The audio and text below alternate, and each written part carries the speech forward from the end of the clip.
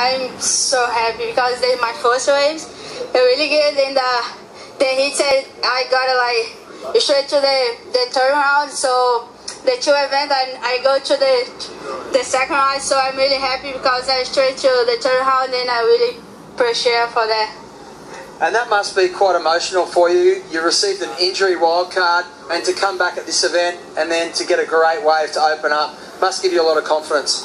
That's true. I'm really confident over here because Bell is really, I really love it.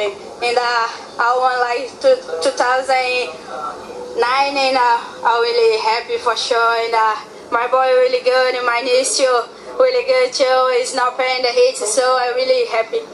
And explain to me the conditions this morning. Rincon looks pretty clean, and you read it very well. I really like it more in Hong Kong here in the front. So for me, I think it's the best place here in Bells. Hong Kong is the best for me.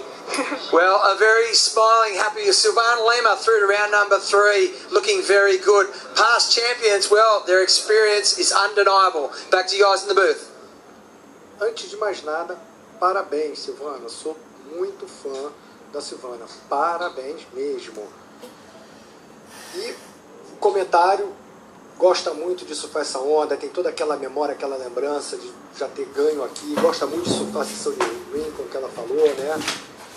Tá retornando ao circuito porque machucou-se ano passado, aquela história do joelho, que ela operou e tudo mais. E, como ela mesma falou, já ficou confiante no começo da bateria, ter pego logo uma onda boa, na sequência teve a segunda nota forte, uma terceira, né? Deixou as meninas em combinação.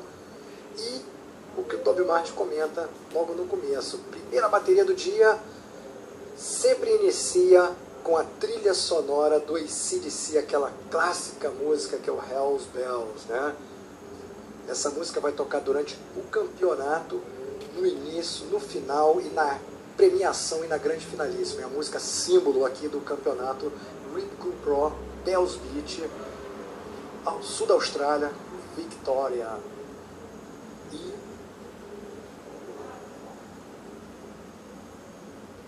E durante a premiação, a campeã e o campeão